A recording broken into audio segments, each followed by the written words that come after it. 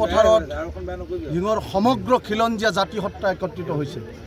এই জাতি সত্তা একত্ৰিত হৈ অবৈধ বাংলাদেশী মিয়াৰ বিৰুদ্ধে সংগ্ৰাম আমি আৰম্ভ কৰিছোঁ। বহুতে কৈ আছে মাতব্বৰ, আমি কৈ আছোঁ এওঁলোক কোনো মাতব্বৰ নহয়, এওঁলোক অবৈধ বাংলাদেশী মূলৰ মিয়া মানুহ, যাৰ আমাৰ কৃষ্টি সংস্কৃতি পৰম্পৰা আমাৰ সাজপাৰৰ লগত তেওঁলোকৰ কোনো মিল নাই।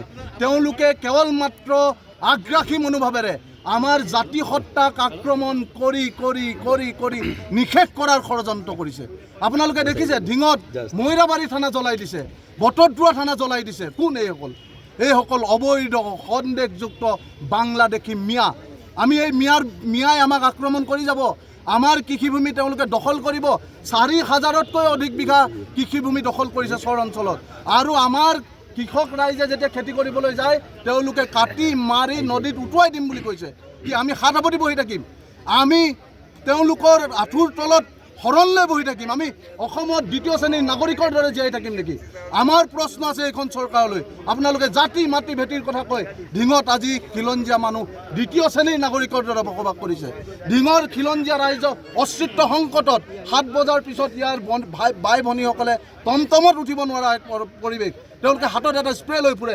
এই মুছলমান মিয়া যিসকল সন্দেহযুক্ত টমটম চালক, বেটেৰী ৰিক্সা চালক, হাতত এটা স্প্ৰে লৈ ঘূৰি ফুৰে। আৰু টমটম চালকে অচেতন কৰি আমাৰ জীয়ৰী বোৱাৰীসকলক লোলুপ দৃষ্টিৰে ধৰ্ষণ কৰাৰ মানসিকতাৰ তেওঁলোকে আমাৰ বাই ভনীসকলৰ ওপৰত আক্ৰমণ কৰিছে।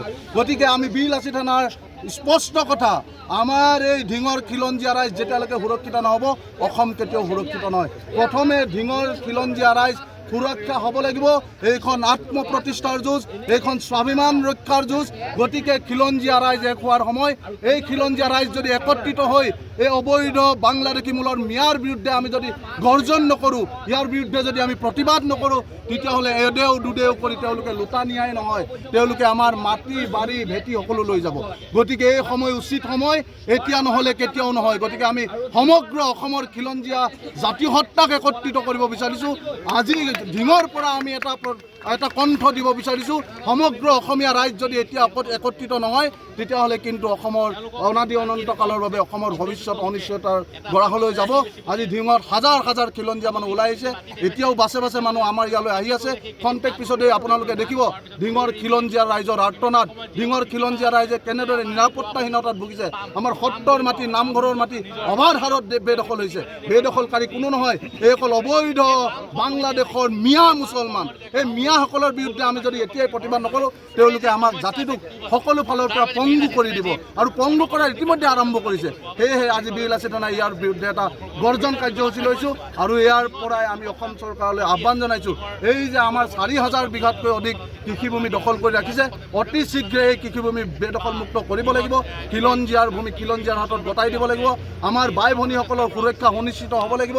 আৰু ঢিঙৰ খিলঞ্জীয়া ৰাইজৰ সুৰক্ষা সুনিশ্চিত কৰিবৰ বাবে ঢিঙৰ ৰাইজৰ আহ্বান, ঢিঙবাসী খিলঞ্জীয়াৰ আহ্বান। ইয়াত এটা CRPFৰ কেম্পৰ প্ৰয়োজনীয়তা অনুভৱ কৰিছে। CRPF কেম্প এটা ইয়াত অতি শীঘ্ৰে অসম চৰকাৰে ইয়াত CRPF কেম্প এটা প্ৰতিষ্ঠা কৰিবৰ বাবে আমি অনুৰোধ জনাইছোঁ। নিশ্চিতভাৱে আমাৰ অসমীয়া জাতিৰ